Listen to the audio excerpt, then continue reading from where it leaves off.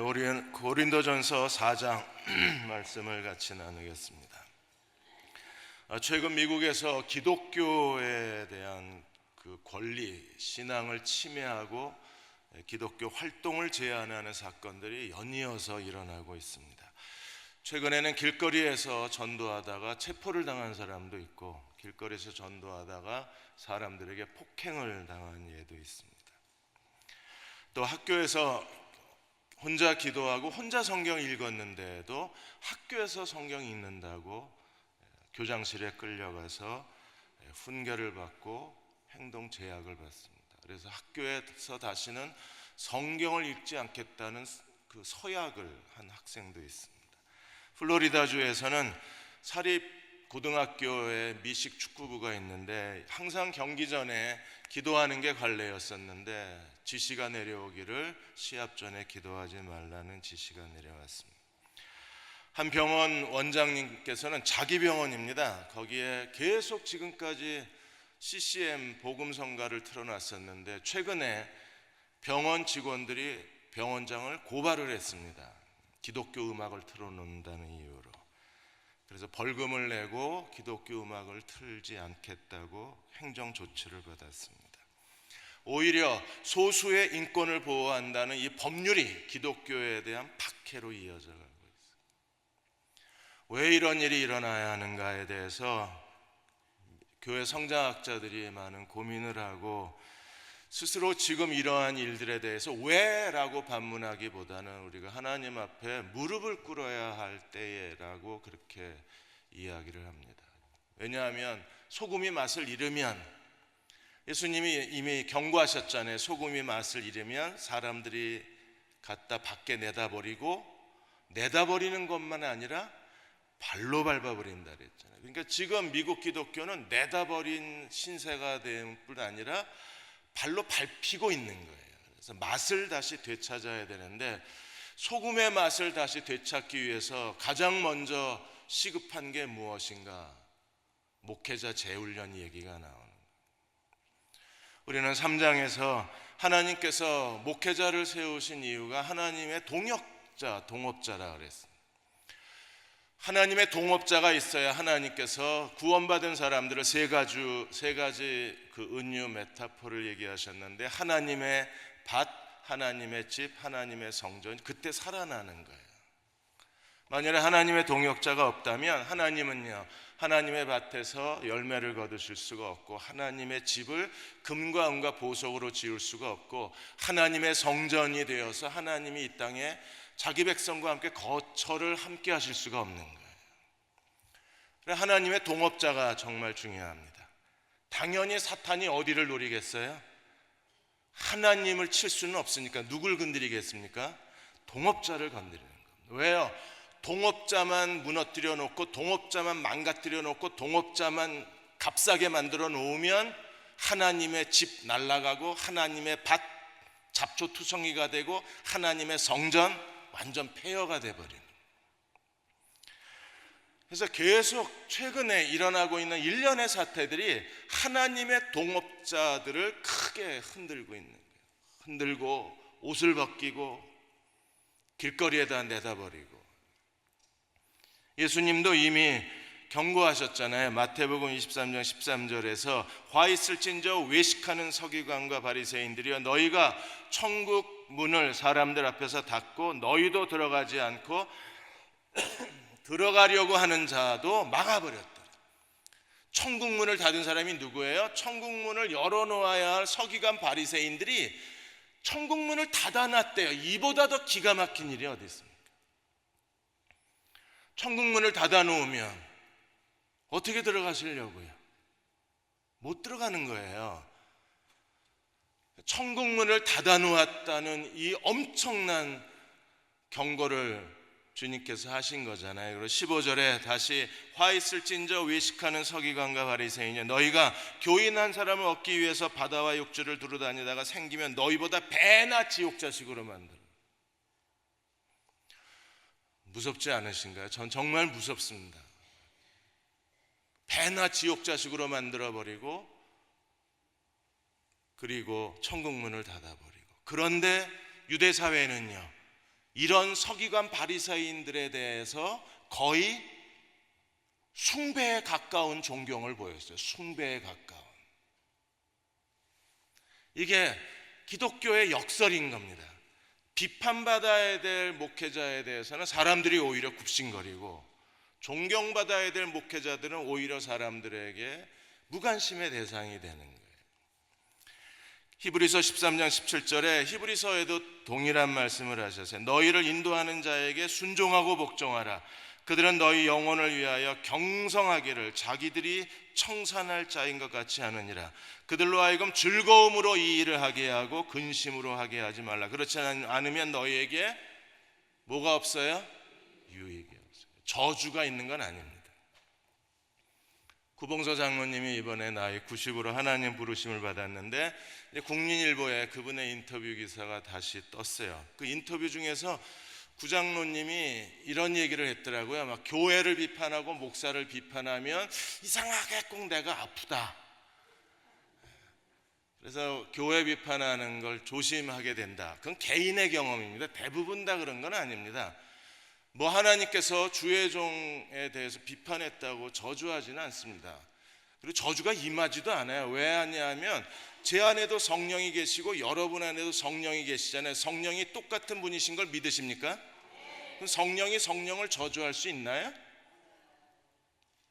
말이 안 되잖아요. 저주가 오는 게 아니라 유익이 없어요. 하긴 유익이 없는 것도 저주죠, 일종의. 그러니까 그 땅에서는 아무 생명의 씨도 안 자라나요. 그 집은 금과 은과 보석, 비싼 건축 재료가 하나도 없어요. 그냥 판잣집이에요. 그리고 그 사람의 하나님의 성전은 이미 다 무너지고 불타버리고 폐허가 돼서 하나님의 성령이 거하실 수 없는 상황이 돼요. 그게 유익이 없어지는 겁니다. 오늘 목회자에 대해서 우리가 어떤 태도를 가져야 되는가? 여러분, 이 오늘 본문은 그냥 객관적으로 들으십시오. 우리가 목사라는 사실을 두둔하려고 이 얘기하는 것도 아니고 어떤 목사를 비판하기 위해서 하는 것도 아닙니다. 그냥 본문에 충실해서 설명을 드릴 거예요. 여러분들이 객관적으로 목회자에 대한 올바른 신학과 목회자에 대한 올바른 태도를 배우시는 게 중요해요. 어떤 감정도 여기에 들어가서 저도 들어갈 수 없고 여러분도 어떤 감정으로 이 이야기를 잘못 들으시면 안 됩니다. 있는 그대로.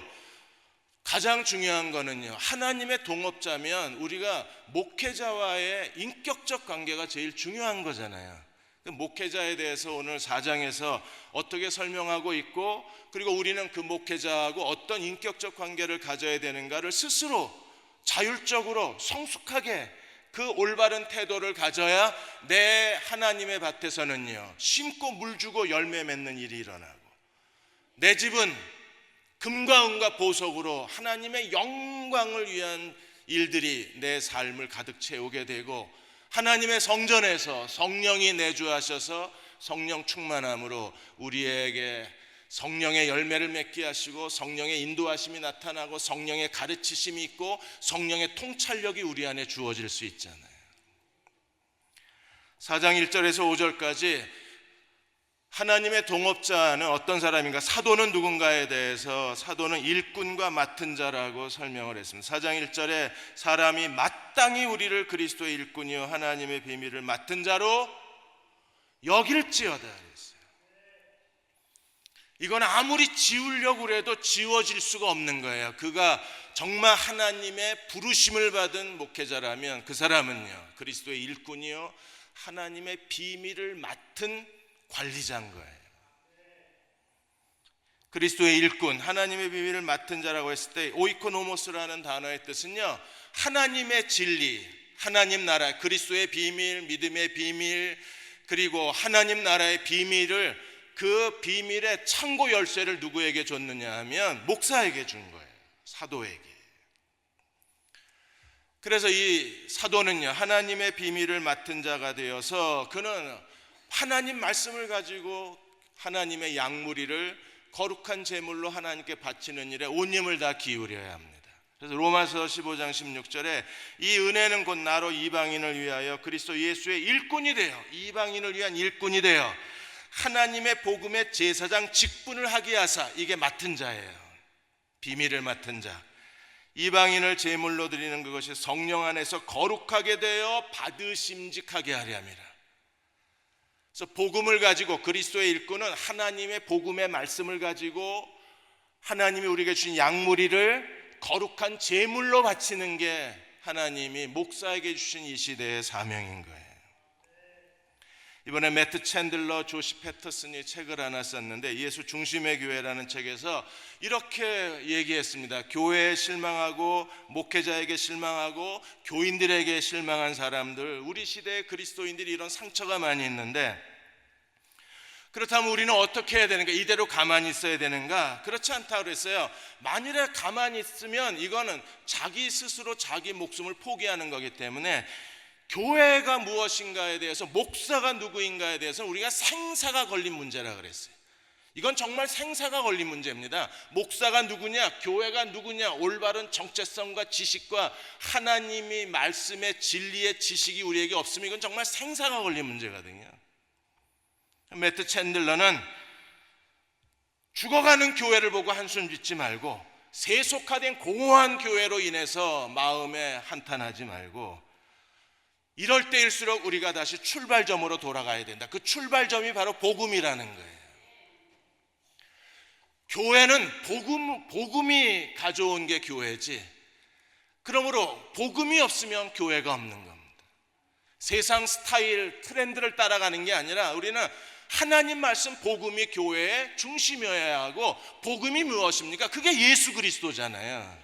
그러니까 그리스도를 아는 지식이 있어야 하고, 그리스도의 십자가의 죽음을 통해서 그리스도가 승천하시고 다시 두 번째 성육신하시면서 어떻게 성령 안에서 하나님의 이방인과 유대인의 한 새로운 하나님의 인류를 창조하시고, 그리고 그 새로운 하나님의 성전을 통해서 어떻게 하나님이 그분의 교회를 이 땅에 이끌어 가시는지에 대해서 예수 중심적 교회를 세워가는 게 교회를 회복하고 목사를 회복하는 가장 중요한 길이라고 얘기하는 겁니다. 하나님의 비밀을 맡은 자들에게 요구되는 건 뭐예요? 4장 2절에 보시면 맡은 자에게 구할 것은 충성, 피스토스, 정말 충성된 사람이어야 돼요. 목사는 하나님 말씀에 대해서 정말 충성된 사람이어야 돼요. 자기의 모든 걸 다 바쳐서, 자기의 수고와 땀과 눈물과 피를 다 바쳐서 해야 될 중요한 일이 하나님 말씀을 제대로 전하고 하나님 말씀을 제대로 가르치는 일입니다. 누가복음 12장 42절 43절에서 예수께서 이렇게 말씀하셨어요. 지혜 있고 신실한 청지기가 되어 주인에게 그 집 종들을 때를 맡아 때를 따라 양식을 나누어 줄 자가 누구냐? 주인이 이를 때 그 종이 이렇게 하는 걸 보면 그 종이 복이 있으리로다. 종들을 맡아서 때를 따라 양식을 나누어 주는 지혜로운 종이 그리스도가 다시 오실 때 복이 있을 거라고 말씀을 하셨습니다. 하나님 말씀에 대해서 때를 따라 양식을 나누어 주는 일을 다 해야 하고, 그리스도의 비밀을 맡은 자가 보여줄 또 하나의 충성이 무엇입니까? 그것은요, 교회를 사랑하는 겁니다. 교인을 마음을 다해서 하나님이 맡겨주신 양무리를 마음과 뜻과 정성을 다해서 사랑할 수 있어야 그 목회자가 충성된 사람이 되는 거예요. 빌립보 1장 18절에 내가 예수 그리스도의 심장으로 너희 무리를 얼마나 사모하는지 하나님이 내 증인이시라. 내가 너희를 얼마나 사모하는지, 너희를 사랑하는지 하나님이 증인이시라. 성도를 사랑하는 데에서 목사의 존경이 나오는 거 아닌가요? 월간 목회가 존경받는 목회자에 대해서 설문조사를 했습니다. 그래서 교인들이 이런 목사면 존경할 수 있다고 그 교인들의 의견을 다 모아서 리스트를 정했습니다. 제일 먼저 요구된 게 뭔지 아십니까?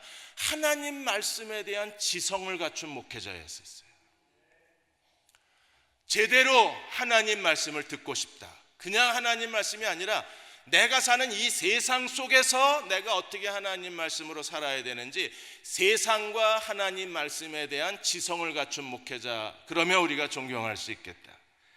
그 다음에 말씀을 잘 가르치는 교육자로서의 목회자, 무엇보다도 말씀대로 자기가 먼저 살 수 있는 성결한 삶을 사는 목회자, 무엇보다도 성도들과 더불어 그리스도의 생명을 나누어 줄 수 있는 사랑이 가득한 목회자.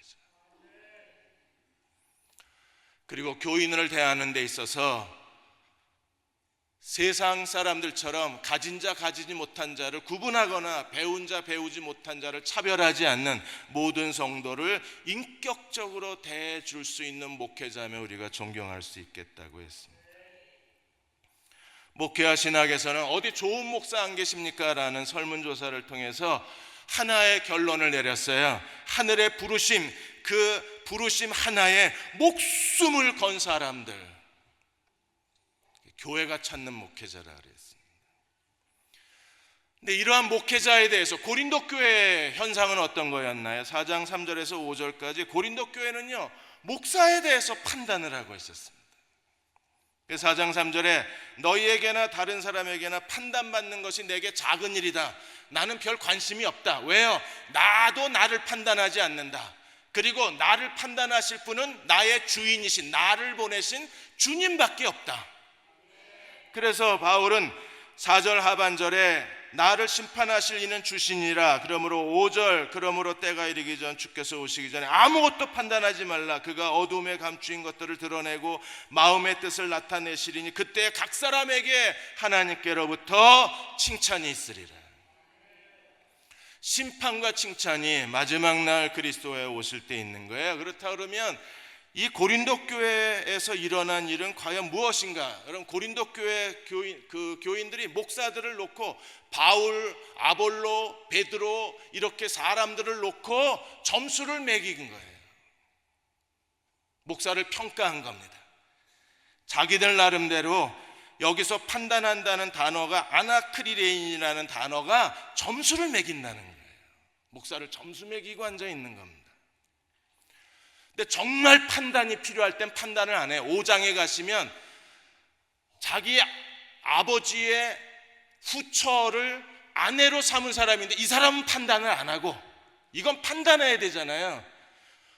공동체 안에 죄는 판단을 안 하고 목사를 판단하고 있는 거예요. 그거에 대해서 바울이 지금 책망하고 있는 거예요. 왜 판단을 합니까?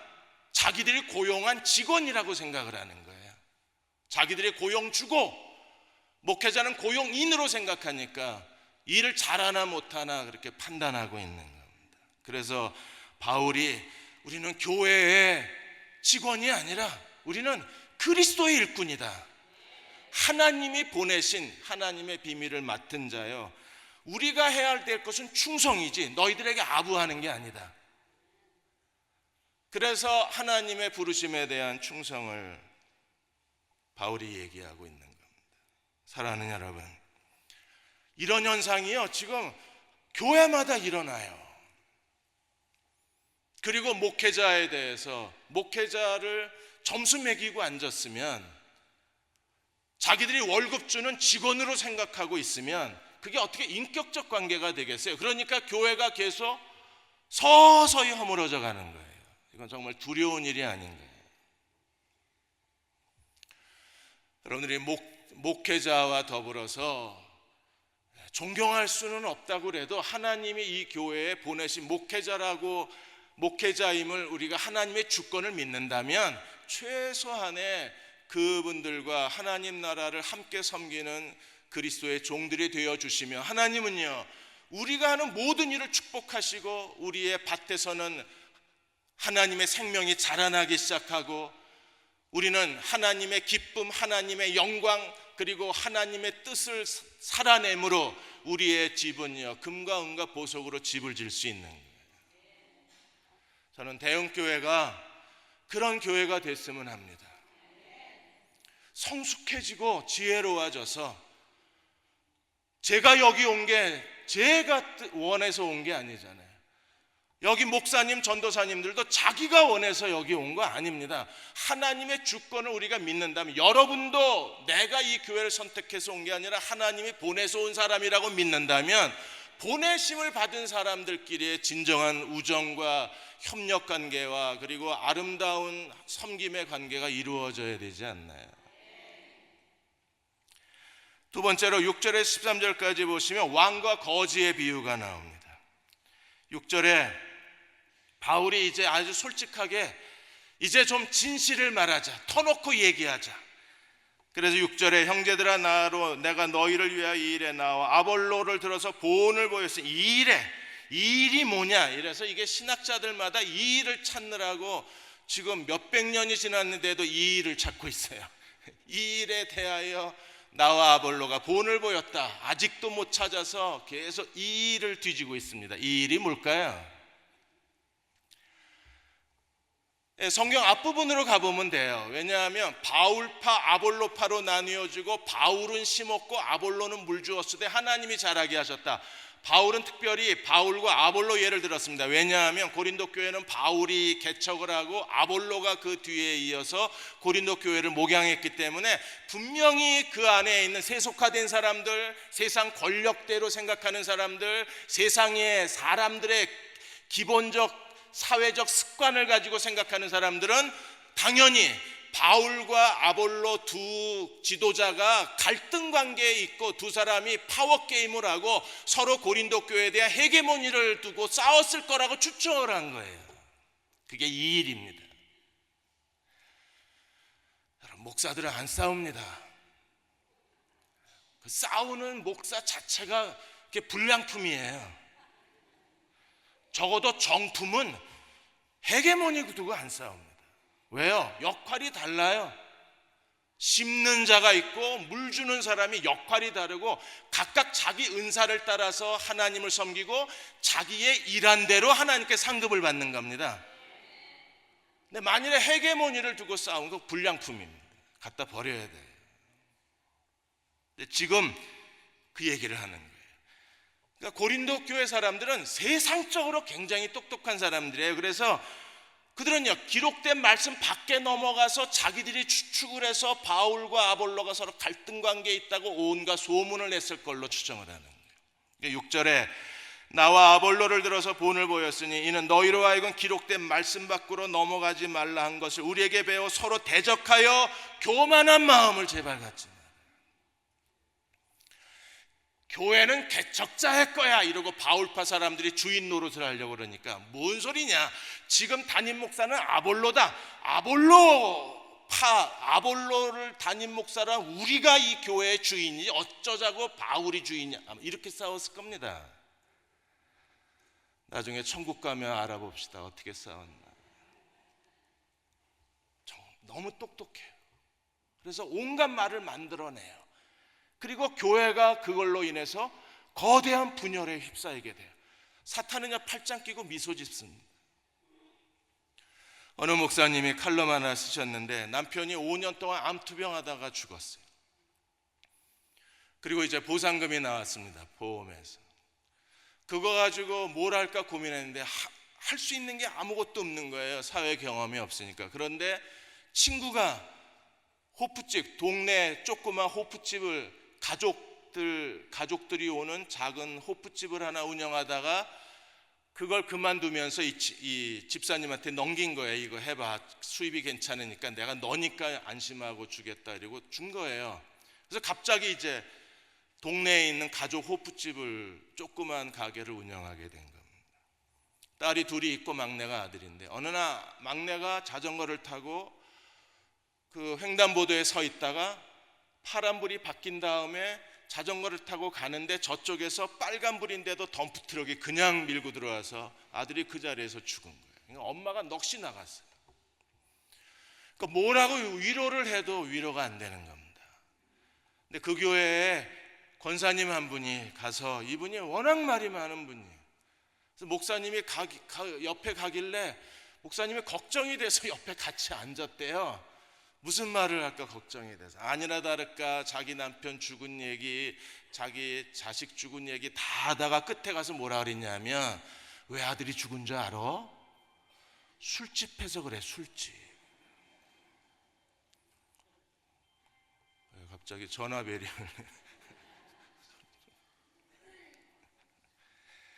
그러니까 목사님이요, 가슴이 찢어졌대요. 본인도 혹시 내가 술집에서 애 죽인 거 아닌가, 그런 죄책감이 있을 텐데 거기다 대놓고 왜 그런 줄 알아? 술 팔아서 그래, 술 팔아. 이게 똑똑한 사람들은요, 꼭 자기가 뭘 얘기를 해줘야 돼. 아는 척을 하고 지시를 해주고 결론을 내주고, 그래야 이 사람들은 직성이 풀려요. 그러니까 고린도 교회도 바울과 아볼로를 놓고 서로 대적하고 서로 교만한 마음들이 충돌을 일으킨 겁니다. 그게 결국엔 어디까지 갔어요? 목회자에 대한 무시, 목회자에 대한 비하, 목회자에 대한 갈등까지 일으켜내서 결국에 그 안에서 서로 다 주저앉아 버리고 마는 거예요. 7절과 8절에서 바울이 이렇게 고린도 교회에 대해서 얘기해요. 누가 너를 남달리 구별하였느냐? 네가 있는 것 중에 받지 아니한 것이 무엇이냐? 네가 받았은즉 어찌하여 받지 아니한 것 같이 자랑하느냐? 다 하나님 주신 거잖아요. 하나님 주신 거 가지고 자랑하면 안 되잖아요.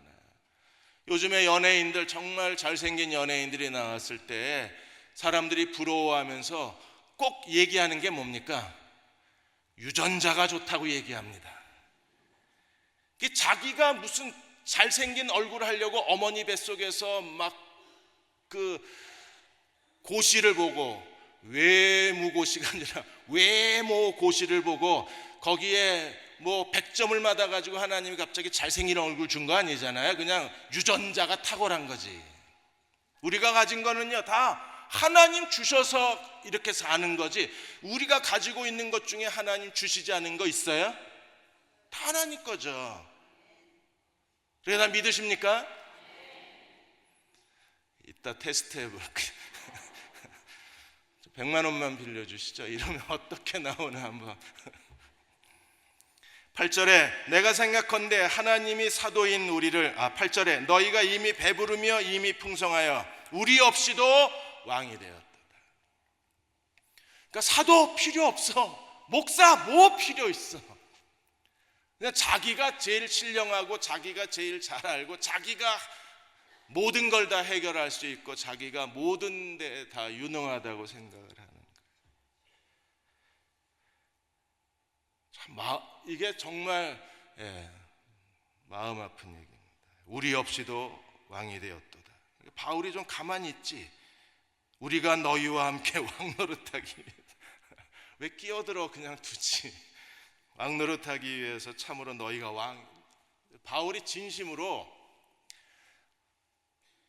왕노릇을 하니까 정말 이게 진심인 거예요. 목사들의 진심. 목사의 진심이 뭐냐면 정말 그렇게 되길 원하는 거예요. 그렇게 성숙하고 그렇게 통찰력이 있고 신학적 기반이 있고 하나님의 뜻을 분별할 줄 알고, 그리고 하나님이 하시는 일을 볼 줄 알고 하나님의 일을 조직화낼 수 있는 능력이 있는 사람이 되기를 정말 원하는 거예요. 바울은 너희가 정말 왕이 됐으면 좋겠다. 그럼 얼마나 좋겠니? 그 얘기를 하는 거예요.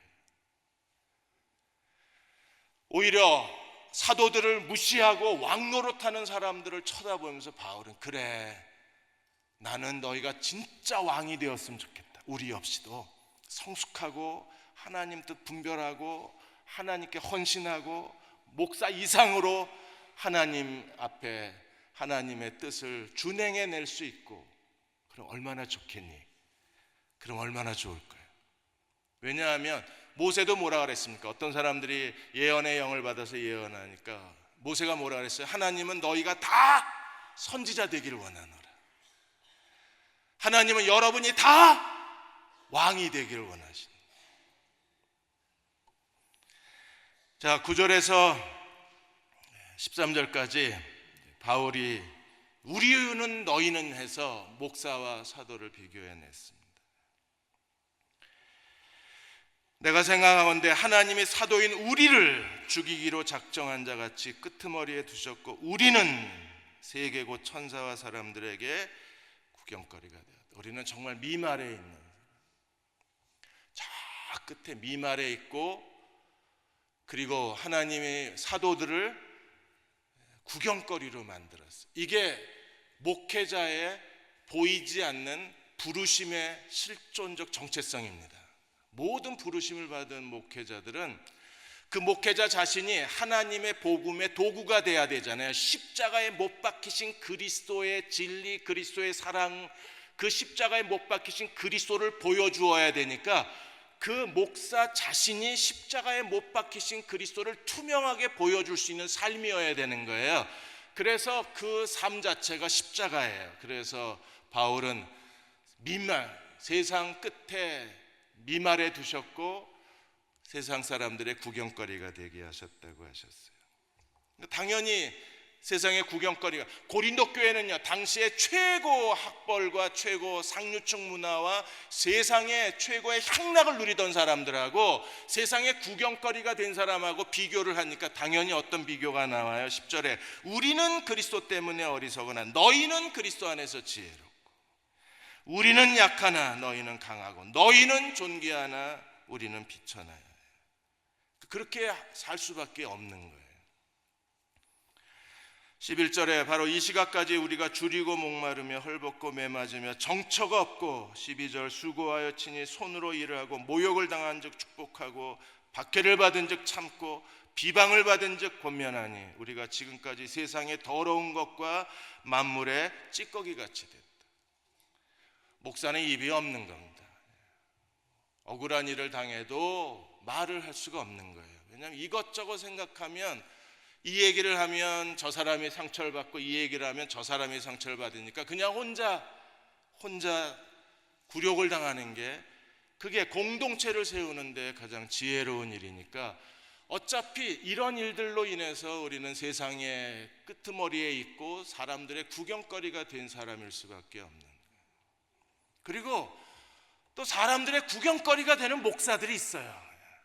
이 사람들이 정말 문제입니다. 이 사람들 때문에 진정으로 가슴으로 그리스도를 사랑해서 그리스도께 헌신한 목사들마저도 똑같이 구경거리가 되어버리는. 지난 8월 14일 날 아프리카에서, 남아프리카의 라방랑고 목사가, 이름이 라방랑고 목사인데, 설교하다가 이 사람이 갑자기 우쭐거려가지고 자기가 하나님의 능력을 보여주겠다고 그러고 맨 앞에 있는 어린 소녀를 나오라고 그러고 저 피아노 한 3분의 1만한 스피커를 뉘어놓고 가슴에다 올려놓은 거예요. 하나님 능력 보여준다고. 그리고 그 위에 목사가 또 스피커 위에 올라탔어요. 애가 조용해서 보니까 기절한 거예요. 스피커에서 꺼내놓고 보니까 벌써 갈비뼈가 부러지고 내장 출혈이 일어나서 병원에 갔을 때 애가 죽었어요. 이런 일을 하고 앉았으니까 진짜 구경거리가 되는 거예요. 가뜩이나 우리 존재 자체가 구경거리인데 이건 진짜, 이게 정말 어리석은 목사들이 구경거리가 돼요. 아프리카에서 또 어떤 목사는 자기가 하나님의 권능을 보여준다고 끓는 물 가져오라 그래서 자기 가슴에 부어주고 화상을 안 입나.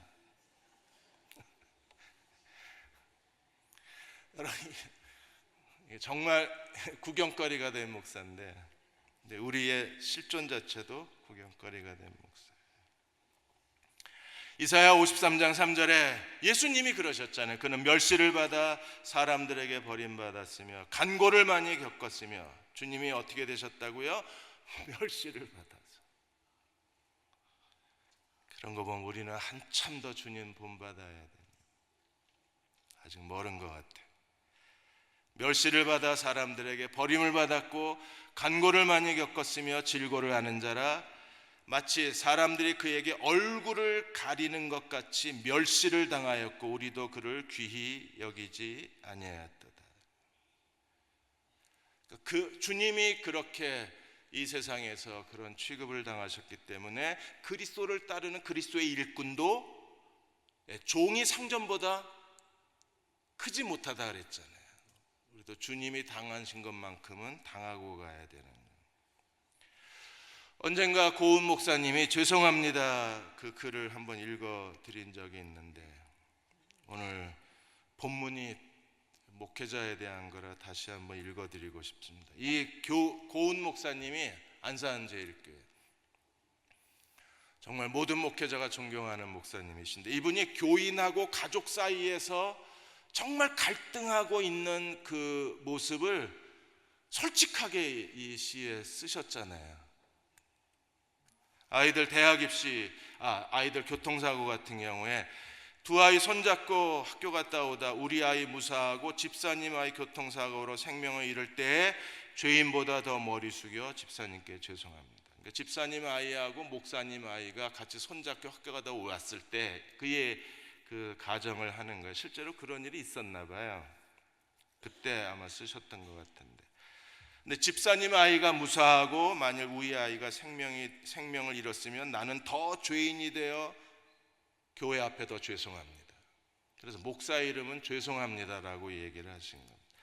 우리 아이 대학 입시 합격하고 성도 아이 불합격했을 때 마치 목사가 자기 자식만 위해서 기도한 것 같아서 교회 앞에 죄송하고, 성도 아이들은 합격하고 목사 아이는 불합격하면 이게 목사가 자식도 제대로 못 가르쳤나 싶어서 그것도 고개를 들지 못하고 죄송합니다. 불황 속에서 장로님들 사업체가 쓰러지고 부도가 나고 성도들 가정은 불화하고 자녀들은 가출했는데 목사는 교회에서 생활비 꼬박꼬박 받는 그 모습이 성도들의 피를 받는 것 같아서 죄송합니다. 성도들 가정은 평탄한데 목회자 가정들은 병으로 쓰러지면 은혜 못 받는 것 같아서 성도 앞에 죄송하고, 그래서 저도 죄송합니다. 아내가 지금 언니네가 있습니다. 나아지질 않네요, 잘. 그리고 성도들 가정 식구들이 당뇨나 암, 혈압으로 쓰러질 때 목회자 가정이 건강하면 우리만 하나님의 돌보심을 받는 것 같아, 복을 독차지하는 것 같다. 그것도 죄송합니다.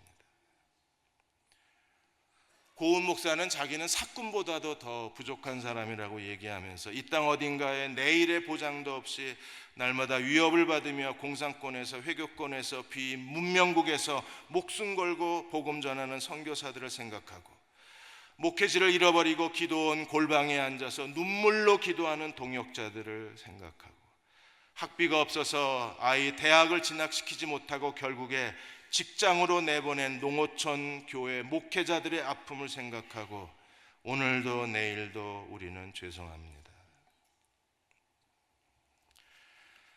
마지막 14절에서 21절까지 세 번째 비유는 아버지와 자녀의 비유입니다. 바울은 아예 이렇게 얘기했어요. 1만 스승이 있어도 아버지는 하나다. 왜요? 내가 복음으로 너희를 낳았다 그랬어요. 그래서 갑자기 바울은 톤을 바꿔서 이렇게 14절에 얘기합니다. 내가 이것을 쓰는 것은 너희를 부끄럽게 하려고 쓰는 것이 아니라 너희를 내 사랑하는 자녀같이 권하는 마음으로, 아버지의 마음으로 이것을 쓰고 있다고 얘기했습니다. 그래서 15절에 그리스도 안에서 1만 스승이 있으되 아버지는 많지 아니하니 그리스도 예수 안에서 내가 복음으로 너희를 낳았습니다. 그래서 두 가지를 요청합니다. 하나는 아버지면 나를 본받는 자들아. 그래서 16절에 나를 본받으라. 17절에 내가 가르친 걸 다시 생각해라. 그래서 사랑하는 아들 디모데를 고린도 교회에 보낸다고 바울이 말하고 있어요. 고린도 교회에 보내는 목적은 바울이 무엇을 가르쳤는지 바울의 가르침을 다시 기억하고 바울의 가르침의 자리로 돌아오기를 원한 거예요. 18절에서 21절까지는 고린도 교회가 가지고 있는 교만에 대해서 얘기를 합니다.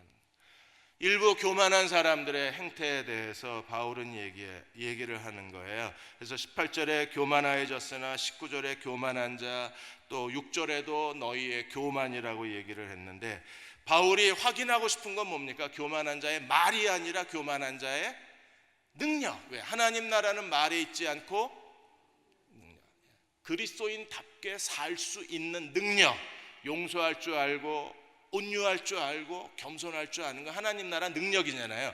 십자가에 죽으신 그리스도를 믿고 십자가에 죽으신 그리스도를 발견하고 십자가에 죽으신 그리스도의 은혜 앞에 무릎 꿇은 사람들은요, 하나님 나라 능력이 있어요. 그들은 하나님을 능히 섬기는 사람들이요, 하나님의 생명이 그 안에 있기 때문에 그들은 그리스도가 온유하고 겸손하신 것처럼 온유하고 겸손할 줄 알아요. 자기를 양보할 줄 압니다. 하나님 뜻이 먼저지 내 개인의 권리나 내 개인의 이익이 먼저가 아니기 때문에. 그게 하나님 나라 능력입니다. 그래서 바울은 21절에 무엇을 원하느냐? 매. 이건 그냥 채찍질이 아니라 사랑의 매. 사랑의 매를 가지고 가랴, 아니면 사랑과 온유한 마음으로 너희에게 나아가랴 요청하고 있습니다. 갈라디아 교회에서 갈라디아 4장 14절에 16절까지 갈라디아 교회가 바울에 대한 사랑과 바울에 대한 그 대적의 관계가 됐을 때를 바울이 너무나 솔직하게 이렇게 썼어요. 너희를 시험하는 것이 내 육체에 있으되 이것을 너희가 업신여기지 아니하며 버리지도 아니하고 오직 나를 하나님의 천사와 같이 또는 그리스도 예수와 같이 영접하였도다. 바울은 그럴 만한 사람이잖아요. 그리스도를 위해서 자기를 다 버린 사람이니까. 요즘 목사들 가운데 그런 사람들은 별로 없지만, 그러나 바울은 하나님의 부르심과 이방인의 사도가 되어서 자기를 전부 다 쏟아놓은 사람이잖아요. 정말 존경할 만한 목회자잖아요. 그러니까 갈라디아 교회가 처음에는 하나님의 천사와 같이 예수님처럼 그렇게 마음으로 뜨겁게 순수하게 진실하게 바울을 영접을 한 거예요. 그러자 갈라디아 교회에 그 이방인 교회이면서도 불구하고 율법의 그 종로로 타던 사람들이 하나님의 복음으로 말미암아 정말 신령한 교회를 세웠잖아요. 그런데 어떤 일이 벌어졌습니까? 유대인 교사들, 거짓 교사들이 들어와서 바울의 사도직을 흔들어 놓고 바울을 의심하게 만들고 바울이 전한 복음이 가짜라고 전하자 어떤 일이 벌어졌어요? 순식간에 성령으로 시작했다가 육체로 끝나는 교회가 됐어요. 이게 얼마나 무섭습니까? 바울에게 연결되어 있을 때에는 성령을 쫓아 행하다가 바울하고 연결선이 끊어지고 거짓 교사와 이어지자 순식간에 육체로 끝나버려요. 정말 무섭지 않아요? 저만 무서우지. 마가복음에도 똑같아요. 마가복음 6장에 거기서는 아무 권능도 행하실 수 없었다 그래서. 거기가 어디예요? 나사렛이요. 나사렛은 왜 아무 권능도 행하지 못했습니까? 예수님과 나사렛이 파이프가 연결이 안 된 거예요. 그러니까 주님이 거기서는 소수의 사람만 고쳐주신 거예요. 다른 데서는요, 이만한 파이프가 연결이 되니까 모든 병자를 다 고치셨잖아요. 밤이 새도록. 근데 나사렛에서는요, 몇몇 사람만, 두세 사람만 고쳐줍니다. 왜 그래요? 나사렛 사람들이 예수님을 무시했잖아요. 저 요셉 아들 아니야 저거. 옛날에 같이 딱지 치던 게.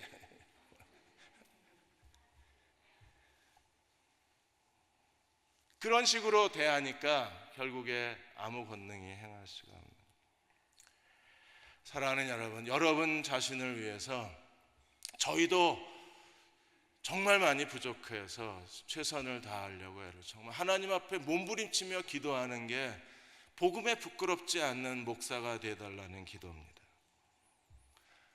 여러분들이 조금 더 인내하고 함께 기도해 주시면 저희들이 그리스도의 일꾼이요 하나님 비밀의 맡은 자로서 사명을 다하고 싶습니다. 우리도 부르심을 받았기 때문에 그런 목회자가 되고 싶어요. 그리고 그렇게 교회에서 인정받는 목사가 되길 원합니다. 여러분도 목회자와의 인격적 관계를 잘 유지하셔서 하나님의 밭이 되셔서 생명이 잘 자라나고 하나님의 집이 되어서 금과 은과 보석으로 집을 잘 지으시고 성령의 전이 되셔서 성령 충만한 삶을 사셔서 하나님의 영광이 되시기를 주의 이름으로 축원합니다. 380장 1절하고 3절 부르시고 기도하고 축도하겠습니다. 나의 생명 되신 주 주님 앞에 나아갑니다.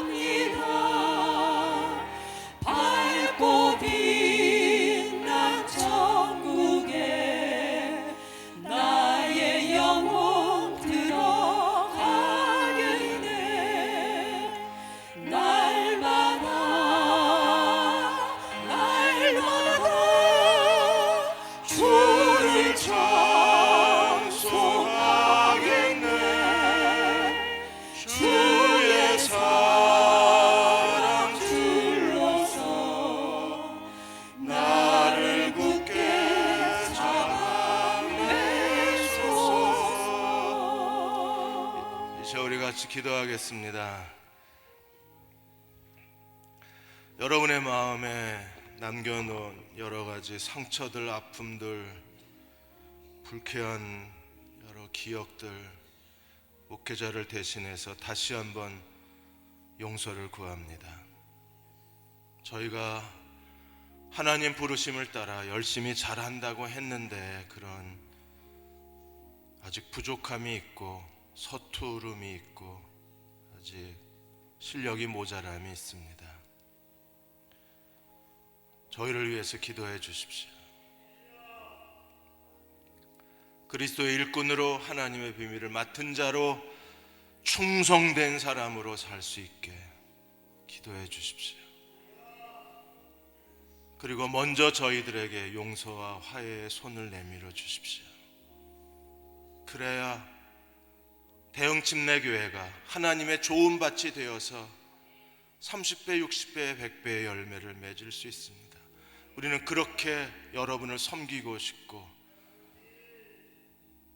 부족하지만 우리가 할 수 있는 최선을 다해서 여러분을 사랑하고 여러분의 발을 씻어드리고 여러분을 섬기는 하나님의 종이 되기를 원합니다. 하나님, 대흥교회를 축복하여 주셔서 목회자와 교인이 서로 사랑하고 서로 존경하고 서로 섬기는 교회가 되게 하여 주셔서 아버지 하나님, 하나님이 세우신 하나님의 동업자들이 제자리에 믿음직하게 서 있게 해주시고 하나님의 동역자들이 제자리에서 제 역할을 잘 해내가게 하여 주셔서 하나님, 그로 인하여 대흥교회 모든 교우들이 하나님의 말씀 위에 서게 하시고 그리스도를 닮아가게 하시고 하나님의 축복을 누리게 하여 주시고 하나님의 능력으로 하나님 앞에 헌신된 삶을 살아갈 수 있도록 하나님, 저희를 긍휼히 여겨 주옵소서. 우리 한 1, 2분간 합심해서 통성으로 같이 기도하겠습니다. 하나님, 저희에게 말씀하여 주시고 은혜를 베풀어 주시고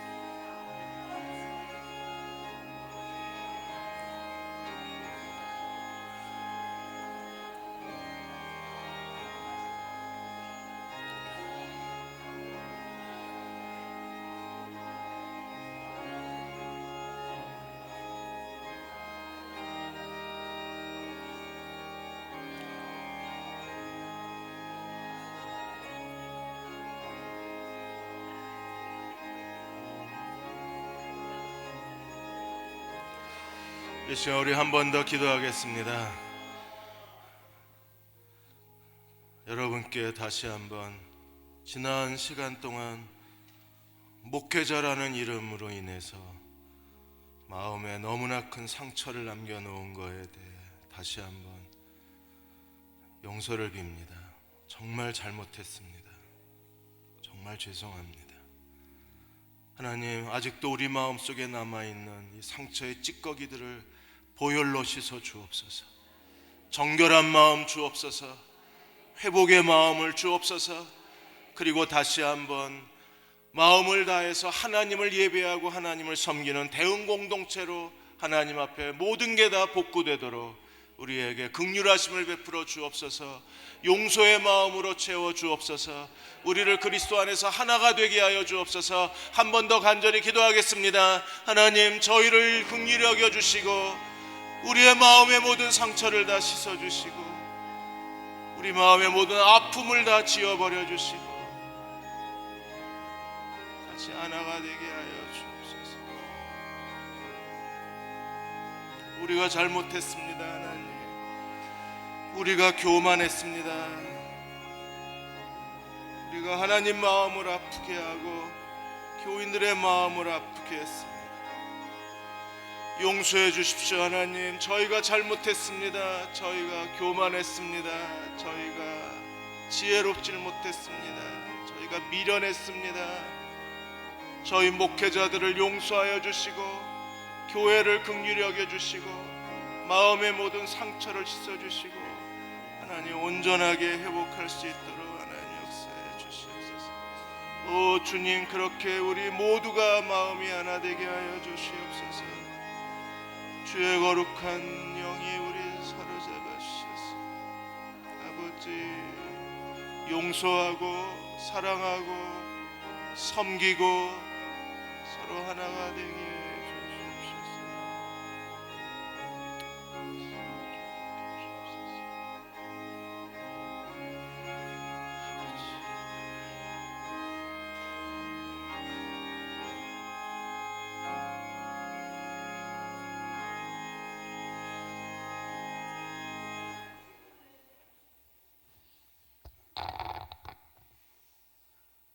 감사하신 아버지 하나님, 오늘 우리들은 세상 지식을 가지고서 신앙생활을 하려고 했던 고린도 교회를 통해서 많은 깨달음을 주게 하시고 하나님의 교훈을 또한 받게 해주심을 감사합니다. 아버지 하나님, 이 몸된 교회 안에서는 털끝만한 세상 지식을 가지고 교만하지 말게 하시고 하나님이 우리를 불러서 종이 되게 하시고 자녀가 되게 해주신 모든 자들에게 죽도록 충성하는 귀한 자녀들과 종들이 될 수 있도록 인도해 주시옵소서. 이제는 우리 주 예수 그리스도의 무한하신 은혜와 아버지 하나님의 크신 사랑하심과 성령님의 교통하시고 역사하심이 모든 당신의 사랑하는 귀한 자녀들과 가족들과 그 자녀들과 온 세상에 흩어져 있는 하나님의 자녀들 위에 지금으로부터 영원토록 함께 하시기를 예수님의 이름으로 간절히 축원하옵나이다. 아멘.